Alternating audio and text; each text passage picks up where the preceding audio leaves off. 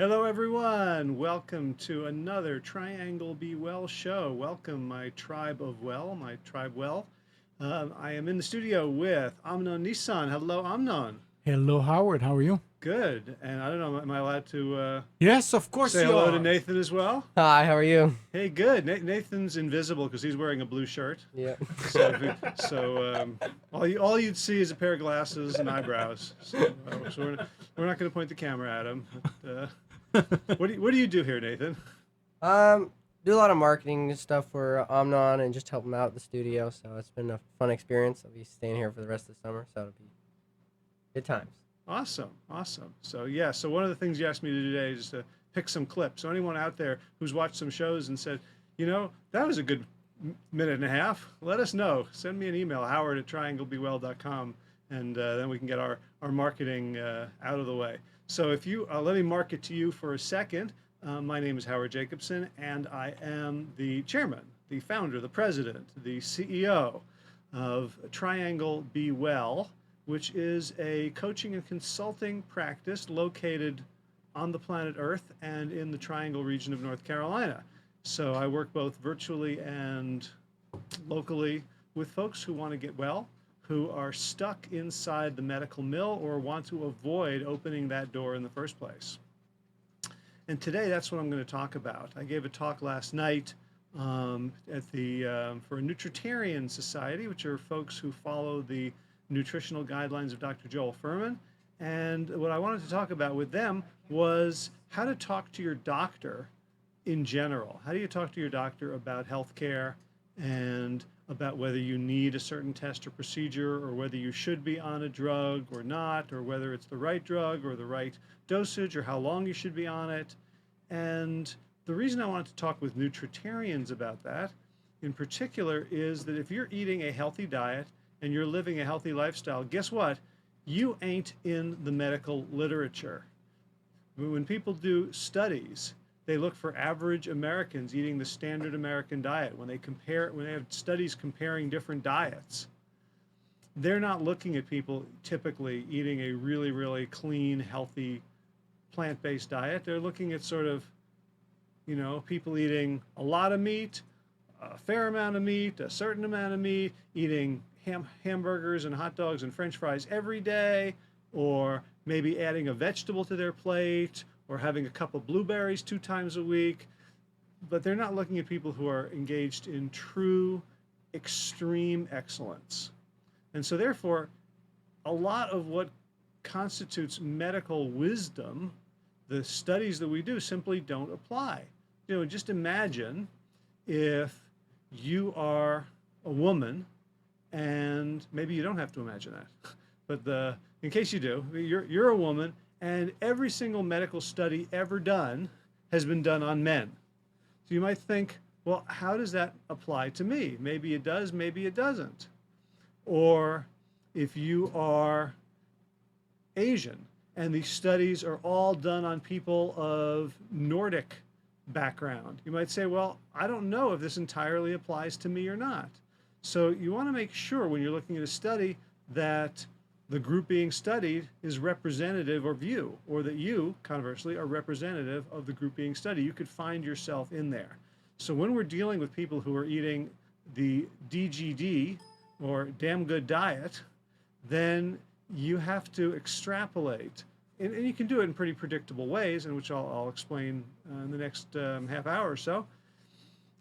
You can extrapolate your own position in that cohort. You can say, well, this is what this study means in general, but here's what it means to me, because that's a little bit different. Now, if you got a question or a comment or a joke that you can tell on the internet radio, are there any limitations on that? No, free speech here. Just it's got to make us laugh, and it's got to be in decent taste. Call us at 919-518-9773, or you can Skype us at computers 2K voice. That's 2K as in 2 times the letter K.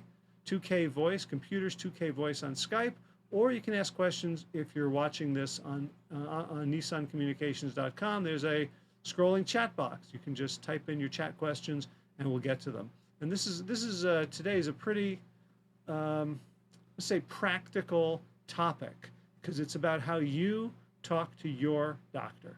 So, 3 things we're going to talk about today. First of all, why talk to your doctor? What's the purpose of having these conversations, which can be a little bit difficult? There's a power differential. Your doctor's probably spent a lot more years studying medicine than you have. Why even question? Why not just go like everybody else and sit there, get your stethoscope done, get your blood pressure taken, get probed, get tested, and then doctor comes and tells you what's wrong with you and what you should do about it, and you just nod and say, okay. Why have a conversation instead of just being like everybody else? Here comes the water fairy.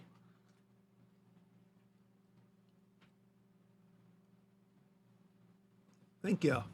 If you're in the northern hemisphere, it's getting to be summer. Drink more. And here is the dog. Hello, Gaia. Oh, what a cutie. If I had her face, more people would watch. So, first part is why talk to your doctor at all? Why not just let them tell you what to do?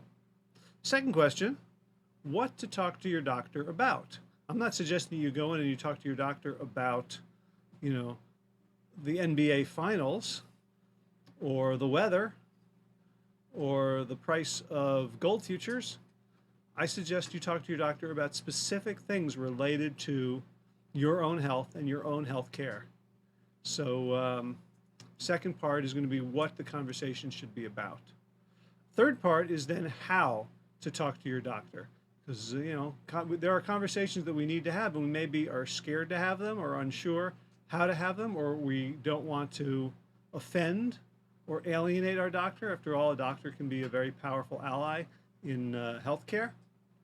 So how to have the conversation. So you ready? Part 1, why talk to your doctor? And those of you who've watched the show for a while know that what I'm going to say right now, which is that medicine is not really evidence-based. And it might be shocking. You think, well, doctors, we've been studying medicine for a long time. There's schools of medicine. There's tons of medical journals. There's studies. Every single day, if you go to, Med Pages today, there's 30 or 40 new studies published every day. Surely we know pretty much everything by now, right? Not really. Not by a long shot. Most of what constitutes the practice of medicine is simply tradition and what insurance will pay for. And the proof of this is if medicine were evidence-based, then everywhere around the world, people would be getting the same medical care, right? It's not like, for example, the rates of cesarean section, birth by cesarean section, vary widely from country to country and from region to region within the United States. So, in the United States, the average rate of cesarean birth is 1 in 3. 1 in 3 babies is born through an operation. Whereas in other parts of the world, it's much lower, maybe 1 in 10, depending. So it's not like, American women have narrower hips and they can't get the babies out. It's that cesarean sections are more commonly practiced here because they're more commonly practiced here. There's lots of incentives. It's more convenient, right, to have a C-section, to know what day it's going to be rather than, oh, is today the day? It's more money for doctors and hospitals. The anesthesiologists get in on it.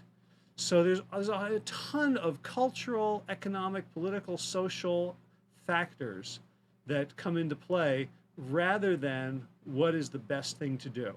And you can see this around just about every drug and procedure, that there are variations in how they're prescribed, in how they're performed, and obviously they can't all be best practice. So mostly we just don't know, and when we do know, it gets ignored. So why is that? Well, the doctors, who are the ones that we're going to talk to, the ones who want to, guide us ideally towards better health, what do they learn and who do they learn it from? And I'm sad to say this, but basically the medical establishment is the sales and distribution arm of the pharmaceutical industry. And it's not just what we think of when we think of drug reps, like the pharmaceutical representatives who come driving around with samples of drugs in their trunk, and they go visit doctors' offices and tell them how great their particular company's drugs are and leave them with free samples. That's one part of it, but it's not the whole thing. But just in case you're wondering, there was an article in the New York Times a few years ago. You can do a search and look it up. That the pharmaceutical companies' strategy for recruiting these drug reps who are going to go in and talk to doctors is they look for women who are cheerleaders in college. In fact, they recruit out of college, they recruit from cheerleaders. Why would that be? Why do you suspect that that would be a positive attribute for someone who's going to visit doctors and try to get their attention? Is it because their gymnastic ability through cheerleading helps them walk up the stairs of clinics and hospitals? Or is it that most doctors are middle-aged men who will be flattered and titillated by the attention of a 20-something leggy blonde woman smiling at them and wanting to take their time? I don't know. I couldn't say. But clearly that's one area of influence, and a lot of doctors understand that they don't really want their patients to see them cavorting with drug reps. The drug reps can find it harder to get appointments these days. They have to bring in bigger and better bribes for the staff.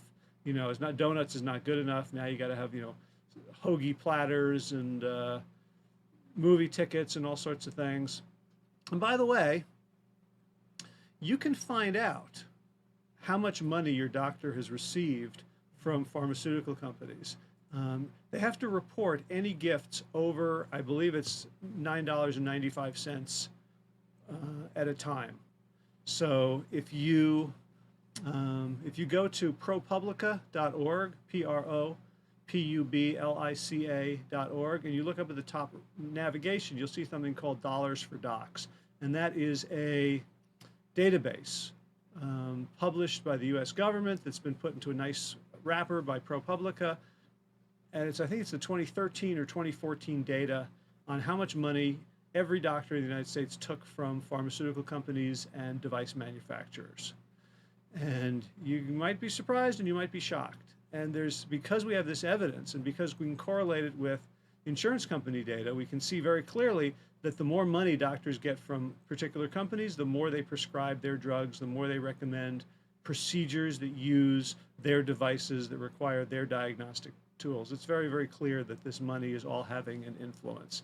Luckily, lobbyists and donors don't have any influence in politics, but they appear to in the pharmaceutical and medical world.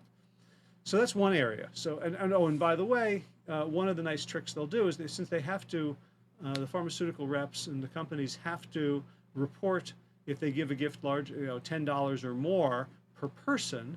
If they cater a nice big lunch, what they'll do is they'll invite all the other staff of in the office, the janitors, the night clerks, the security people, everyone who's not even there, so that they can divide the total bill for the food by more people, so it comes to less than $9.85 and they don't have to report it. But that's only... Question. Yeah. When they give the doctor the medicine to give away, is that counted as a gift? I don't believe so. Samples are, they can do whatever they want? I think so. I don't know for certain, but I don't believe that samples are included in that. I could look that up, and if somebody happens to know, if there's a doctor out there listening or a pharma rep who wants to enlighten us, but it doesn't make sense to me that the samples would be included because the doctors don't benefit personally from it. They don't get to turn around and sell it. They have to give it away. But I'm not absolutely positive. But that's only one. That's the tip of the iceberg, right? So then there's other things where doctors get invited to fancy dinners where someone will give a talk. So each of these pharmaceutical companies has speakers bureaus where they pay doctors fairly nice sums of money, $50,000, $100,000, $300,000, to go around giving speeches about their practice specialty. And those speeches about their practice specialty, let's say there's a doctor who gives a speech about, breast cancer and treatments for breast cancer, preventing recurrence of breast cancer, and will happen to mention the drug that is used, that this doctor uses in their practice, that is sold by the pharmaceutical company on whose speakers bureau this doctor is employed. And we can see this, AstraZeneca sells tamoxifen, and one of their key opinion leaders, Jack Cusick, is a paid speaker, and he goes around to conferences and writes papers about all the benefits of tamoxifen. And he, in his papers, in the dry scientific papers that few people read in the journals, acknowledges in tables and footnotes that there are problems with the drug, but in public is saying that this is, it's an amazing drug. It'll save the lives of 30% of women to prevent breast cancer recurrence, and everybody should be on it. So, doctors get invited to these events. Doctors get wined and dined, and if doctors decide they want to triple, quadruple, quintuple, 100x their incomes, they can get in bed with the pharmaceutical companies and become these paid speakers, these key opinion leaders. Now you know why cheerleaders. Because of the bed reference I just made? No comment, man. This is a family show. It's 2:30 in the afternoon. People are watching this instead of The Young and the Restless. So it doesn't stop there, right? Because those dry medical journals are still read by people, and they're still important parts of a doctor's medical education, because everybody understands that once you graduate from medical school, you don't stop learning. There's always more research, always new drugs, always new treatments, always things to be up on, and you get that information through medical journals. And a doctor might subscribe to an intermediate brokering service, information service, so they don't have to read every article in every medical journal. They'll get something in their inbox every day with some summaries, sort of medical Reader's Digest.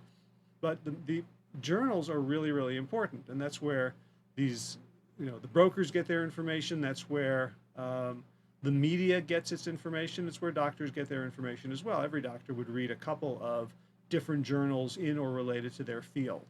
So you'd think, well, a medical journal publishing medical research wouldn't be influenced. They're just looking for the truth, right? Well, sadly, no. There's a whole bunch of reasons, of systematic reasons why you can't really trust medical journals. And there's been some articles that have come out recently about most of medical research is useless. And here's a couple of reasons why. The journals have to make money too. They're for-profit businesses. So how does a publication make money? There's two ways publications make money: through sales and through advertising. So advertising, who do you think advertises in medical journals? The pharmaceuticals. Pharmaceutical companies. So if you want to look, go through any medical journal, go to your local university library or doctor's office, ask what they have lying around. You will see they're paid for by ads for drugs, ads for screening techniques, for equipment, for things that doctors need to buy, either for their offices or to prescribe for patients. So we know that advertising influences what kind of studies get accepted, because it's not just that the medical journals publish everything. They have to choose. They have an editorial board, and they choose, this gets published, this doesn't. It's supposed to be blind peer review, which means experts in the field look at research and they don't know who submitted it, so they can't have personal biases. They just look at the research. The truth is, it's pretty easy in a lot of cases to know who did the research. And the truth is that there is a bias towards positive results, which means it's much more likely if two people do a study, let's say two different groups do exactly the same study on a drug, and one group finds that the drug worked and the other group finds that the drug didn't work, which one do you think is much more likely to get published? the one that says the drug worked. Why is that? Because, first of all, it's more interesting. Nobody would read an article in the newspaper that said the third, the third Federal Savings Bank on Broad and Main Street was not robbed last night. Right? We don't read about non-news. So the drug didn't work is generally non-news. The drug worked. We have a new drug. We have a new treatment. That's exciting. That's newsworthy. That's different. So that sort of thing gets published. Second thing is, positive results are much more likely to get published because advertisers like them. Right? If we're going to publish that a drug didn't work, that goes against the financial interests of your advertiser. Why would they stand for that? So, but the third reason is that one of the ways that the journals make a ton of money is through reprints. The reprints are, let's say there's a study that comes out that says, here, this drug works really, really well. And let's say it's a drug to treat high blood pressure. Who has high blood pressure in America? Everybody. It's, a third of the population is hypertensive or prehypertensive. So this is millions of people who could take this drug. So now this is a huge opportunity for the pharmaceutical company. So what do? They can't take the medical journal and just go put it on a photocopier, break the spine, and make black and white copies and hand it out. That's against the law. They can't just reproduce it. They have to buy reprints. And so they'll buy beautiful, glossy reprints. And how many will they buy? They'll buy as many as they need to blanket every single doctor's office in the country or in the world. Because this article now proves that their drug is better than the other drugs, or better than placebo, or has fewer side effects, has a better safety profile, is more convenient, is something that shows why the doctor should be prescribing this one instead of the other one. They've got to move the doctor to a new method of prescription, to a new habit of prescription. So they will pay for 30,000, 50,000, 100,000 reprints. Each of those is $1 or so. You can see the medical journals make a ton of money on reprints. And again, what studies do you think get reprinted? The ones that say the drug didn't work? What pharmaceutical company is going to go around handing those out? Instead, they hand out the ones that say, this drug is better than anything else, and you should be prescribing it right away. Now, of course, new drugs is almost never a good reason to prescribe a new drug over a drug that's 30 years old.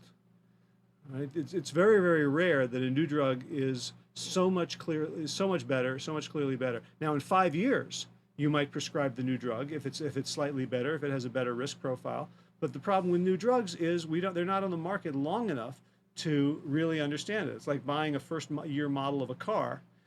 You can't look in Consumer Reports and say, well, this car has a safety record going back 5 or 6 years. It has a reliability record. It does well on the rollover tests and on the crash test. A new model, you have no idea. You're taking a chance. And you generally don't want to take a chance with a new drug unless there's no alternative, unless you've got some condition for which there's no good drug and here's a new experimental drug, and what do you have to lose? But doctors are incented to constantly try new ones. They're constantly incented to do the brand name rather than the generic. And it's all in the interests of money. So the doctors get their continuing education through medical journals, which are heavily influenced by pharmaceutical money. And now let's go a step farther back to the studies themselves. Who's paying for those studies? Generally, it's the drug companies. The United States government got out of the business of funding trials. A small amount of money comes from the US government now. The money that does, of course, is influenced by lobbyists for the pharmaceutical companies, so it doesn't really matter. But mostly it's the pharmaceutical companies doing studies on their own drugs, on their own devices. It's device manufacturers doing studies on their own procedures, on their own equipment. And guess what? They don't have to report all the times it doesn't work. They just get to report the ones where it does work. So we're putting together a marketing clips here. So do you think when Nathan goes out and gets my clips for this show, he's going to put together my worst moments where someone asks a question where I don't know the answer, where I sneeze, where there's a food stain on the side of my mouth, No, he's going to find like the times where it's engaging, where I'm on the ball, where I'm witty, where there's a good-looking guest, right? So that's what studies are. It's taking the exceptional moments because, if you have a study that has a 95% confidence interval, which means you have a 95% confidence that this is true. So 1 in 20 times it might be false. So let's say the drug doesn't work. You would expect that 1 out of every 20 studies would show that it does just by accident. It's like me closing my eyes and standing at midcourt and throwing the ball towards the basket. Once in a while it's going to go in. And if you just take that once in a while and you have me there all day, maybe you'll get 3 shots of me swishing a basket. If we just put those together, you're going to think I'm pretty darn good at basketball. And that's how the drug companies can get away with overestimating and getting all the doctors to overestimate the value of the products that they're selling. I've talked in a previous show about other ways that they can mess up study design, but those are the ones I want to cover right now. Amnon, what are you thinking? But this is after the FDA already approved it, right? It's the marketing part of it. No. Well, it's also, the FDA requires 2 positive trials. So you can submit 50, but as long as there are 2 positive ones, the FDA doesn't hold the other 48 against you. So the FDA is not the one who's conducting the actual test? No, the FDA they're just rubber stamping. Oh. Oh, did I say rubber stamping? I mean rubber stamping. They should be reading it, reviewing it, right, applying critical thinking. The what was it? Forbes magazine had an article this spring or last fall, sometime in the last year. Someone did a study of what percentage of drugs get approved by the FDA, and it was somewhere in the high 90s. Why would it not be approved in this scenario? It's almost impossible for it not to be approved. Were drugs ever reviewed and looked at by a third party, not the pharmaceuticals? Well, that's what the FDA is supposed to do. That's their role. They've abdicated their role because of the revolving door, because there's so much lobbying money, because when people leave the FDA at their $75,000 job, then they can go get a job at the pharmaceutical company for $5 million. So they're not going to bite the hand that's going to feed them. So the FDA is essentially a meaningless Sounds like step in the process. It used to be a gate. It used to, the FDA, it would, first of all, it would say, no, this procedure doesn't get approved. This test is not approved for this label use. And they would actually come down and fine companies significant amounts of money if they went off label. If someone started using tamoxifen for toothache, say you can't do that. Now there's almost, it's either slap on the wrist or ignored if there's off-label uses, and almost everything gets approved routinely. So, And no consumer-based organization. There is nothing that the consumer can do to go and read about a research that was done by anybody but the. No, they can't. By Freedom of Information Act, you can request the other 48 trials. So this is done sometimes. The Freedom of Information Act is not used by ordinary citizens. It's used by researchers sometimes. So, for example, Irving Kirsch was doing research on psychiatric drugs, and he found that they were published. The FDA they had their studies that showed that the antidepressants, the SSRIs were better than placebo, and therefore they were approved. So he said there were 49 studies that were never published, and they all had either no difference or the SSRIs were worse. And he got those other studies through Freedom of Information Act. So if you want to go through lots of hoops, possibly you can get it. Here's how consumers contribute to true information about drugs. They suffer side effects and they die. That's how we find out. So think about drugs like Vioxx, Avandia, going back to the drugs from the 1950s and 60s. They were approved, but The approval studies are short term. They're looking at biomarkers. They're not looking at over, clinical outcomes over 5 years. So that's why I say don't take the drug that's less than 5 years old, because the FDA is still gathering information. Doctors have to report AIs, adverse or AEs, adverse events, reactions, and those get added on, but those are post-approval. So you're only looking, when you look at the AEs, the adverse events in the drug trials, it'll be very, very, very benign things, and they try to get very, very low percentages of them. 10% had a little headache, 5% had flaky skin, 1% had migraines. We don't find out about, oh, you know what? People who had radiation for prostate cancer tripled their incidence of heart attack and stroke over the next 2 years. We find that out later. So it's not illegal to do that, but it's very unethical on the pharmaceuticals to just submit. Sorry, the microphone was down. Okay, To submit these, it's not illegal. It's just unethical. To exclude the ones. It's not illegal. Yeah. I'm not sure if it's unethical, if a company, every company that sells a product tries to make their product look as good as possible.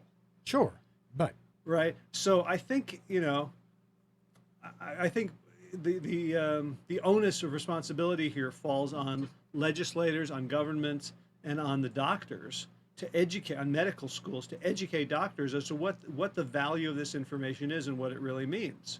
So if you watch TV and you see an ad for what's that? There's a new Januvia, right? That's not new, but yeah, you see it now a lot. You're seeing all the ads are new. Yeah. It looks great. If you have diabetes, you're like, wow, that's the one I need. What does it do? It does something special. It can tell where my blood sugar is. It's a smart drug, right? You show happy people pushing grandchildren on swings. So we don't look at that ad and go, oh, that must be the absolute truth. Or maybe we do. Well, we don't go and watch Saturday morning cartoons and think that if we eat Wheaties, we're going to be like Superman. Right? We understand that these are advertisements and there's another side to the story. But when a doctor does exactly the same thing, when they're fed all this information, we believe the doctor. So I'm feeling like, I've only talked about the first thing right now, so I'm not sure I'm going to get through all of it. We'll keep it for next time. It's fine. Keep it for next time. I'll say a little bit more. So then there's the other thing is medical textbooks. Where do they get their information? They're often subsidized by pharmaceutical companies, written by people who are approved of by pharmaceutical companies, and you have to understand that there's an entire worldview, an entire paradigm of medicine that if someone comes up against it, they are ostracized. They are seen as dangerous. They are seen as a quack. There are certain things, if you say, the fact that you say them means that you are not a responsible voice and you will be marginalized. So it's not that, you say something and then everyone says, well, gee, what's the evidence for that? Let's take a look. Maybe it's right, maybe it's not. It certainly goes against my existing paradigm, but it's an interesting thought. So let's look at the evidence and decide for ourselves. No, it goes, I think differently. I'm going to state my objections to the current paradigm, and everybody else, like macrophages forming around a foreign body in your blood stream, everyone gloms on around it and gently or not escorts you out of the system. It's not tolerated. Now, if somebody becomes famous enough, if somebody wins a Nobel Prize, if someone becomes the head of Sloan Kettering, or someone becomes the new head of the FDA, then they get to deviate a little bit. But the way paradigm shifts happen in medicine, as in most else of science, is that the thing gets ridiculed, marginalized for a long time, and it's the outsiders and the rebels who start doing the work, and eventually someone says, well, gee, maybe we didn't understand everything about this. Maybe cancer is not a genetic disease, maybe it's a metabolic disease. for years, since Otto Warburg first suggested it in the 1920s, that has been completely poo-pooed. But now there's some research showing that, oh yeah, well, you know what? It seems like here's a little bit of evidence. Maybe we didn't know. Maybe we didn't know this, but now we know this other fact. And slowly, it becomes okay to talk about it, and then all of a sudden the paradigm shifts. And so, but it takes a really long time. So I was doing a talk yesterday with a friend of mine, a doctor in Durham, Jonathan Sheline, who's talking about, like, why don't people understand the way to eat? Why doesn't the medical profession tell us that we should be eating mostly plants, whole foods? He says, let's look at the lag time between when we knew smoking was bad for us and when doctors started telling us. It was about 30, 40 years. When did we know conclusively that trans fats were harmful, and when did we start doing something about that? You know, for the trans fat research is from the 1970s, mid 70s, and you know when trans fats were banned? That's because they haven't been. They haven't been. They're trying to phase it out over the next 3 years. It's sort of like a voluntary thing for certain restaurants or whatever to say, yeah, we are not using it anymore. Yeah, it's now not it's because now it's a marketing because it's ploy. fashionable. Yeah, but there is now legislation to phase it out over 3 years, but by the government. By the government. But it's taken, and doctors are now saying, oh, trans fats are not so good. But remember, you can remember a time when don't have butter, have margarine. Mm-hmm. I'm no fan of butter, but margarine's worse. Worse for human health. So the other thing is, it's just veggies. Yeah. What, your margarine? Yeah. Yeah. Well, in the same way that this electrical light is just a dinosaur. Right. Yeah. True. Just goes through a few transformations. Yeah. Same deal. And doctors in medical school are not trained in lifestyle. Very, very rare for them to get information on nutrition. When they do get information on nutrition, it's usually about intravenous feeding, what to put in the bag, and not about how human beings should eat to be optimally healthy. And you can see this if you look at your doctor. How healthy is your doctor?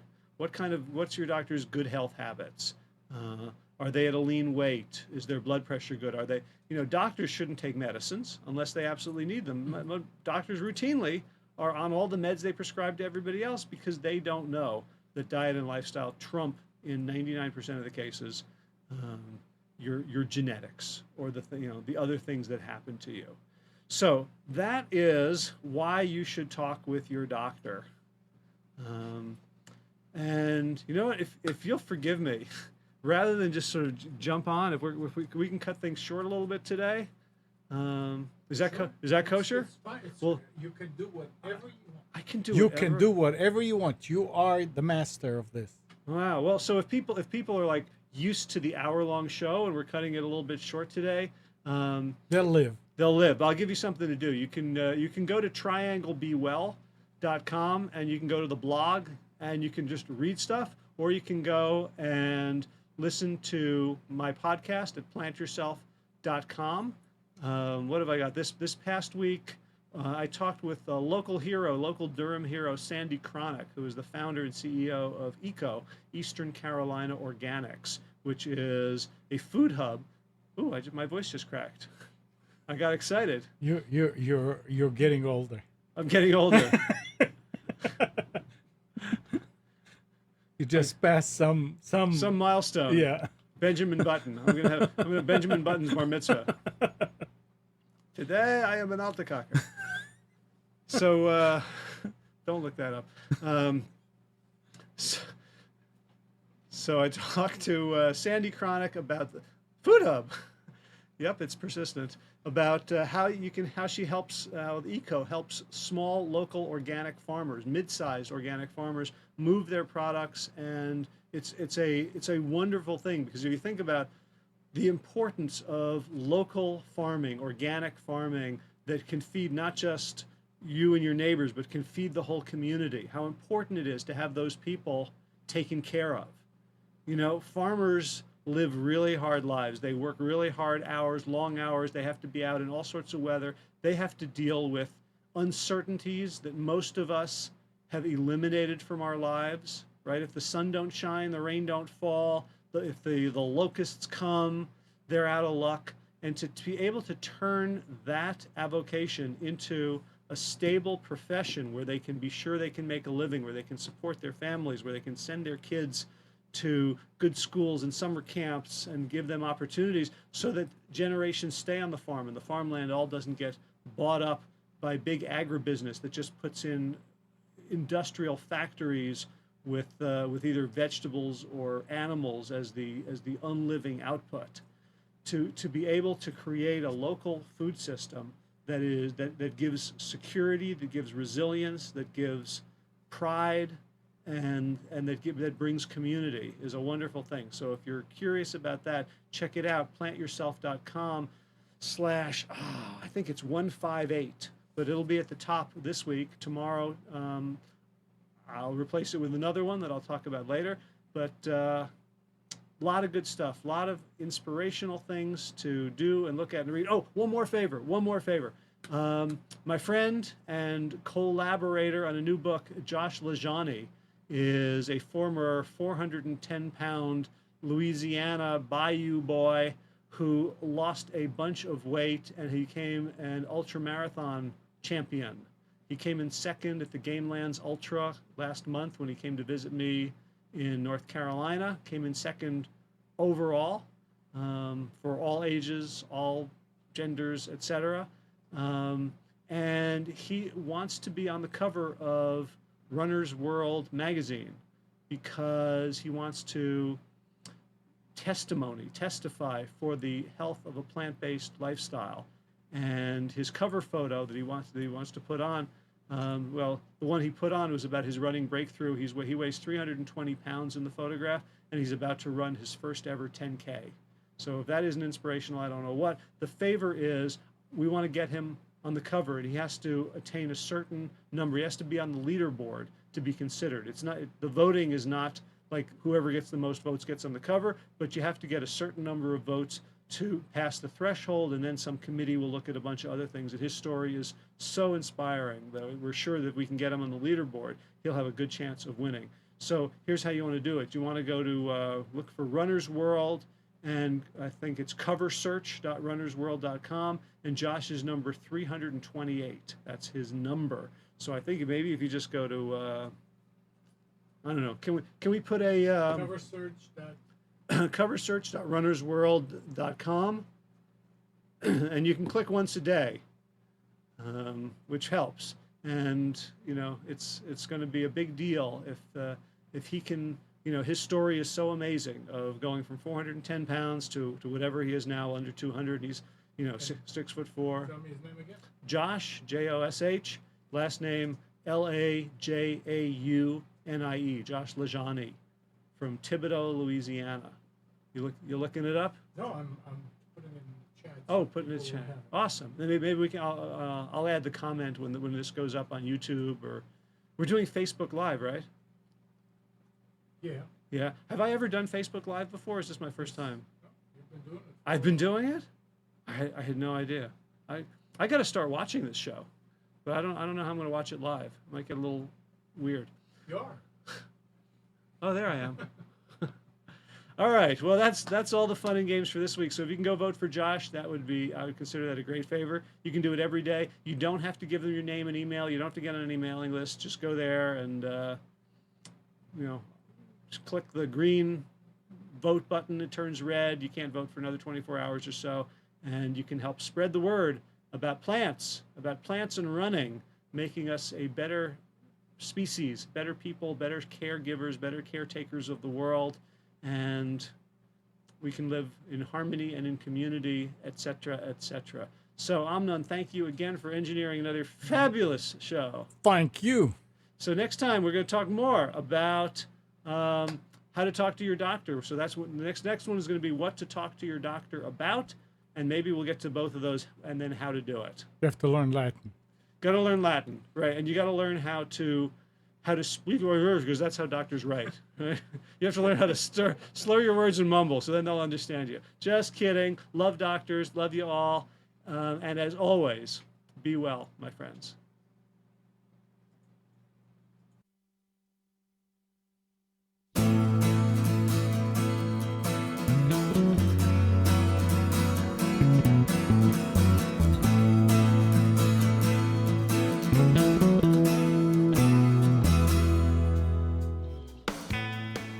You are tuned to the Nissan Communications Network. Our weekly lineup of call-in programs includes Computers 2K Now with Amnon Nissan, My Life, My Will with Gisela DiCarlo, The Tanya Love Show, Health Then with Debbie Bruck, Breaking Free with Marilyn Shannon, Triangle Be Well with Howard Jacobson, Lunch and Learn with Rabbi Yisrael Cutler, Lessons of Vietnam with NCVVI members, Current Affairs with Amnon Nissan. And if you tuned in too late, you can always watch each program in its entirety or download an MP3 audio file of it in the archives section on nissancommunications.com. Don't forget to subscribe to our YouTube channel, follow us on Twitter, and like us on Facebook. Sponsored by Atomos.com, makers of quality video recorders and converters, CarolinaApparel.com, and DeltaForce.net.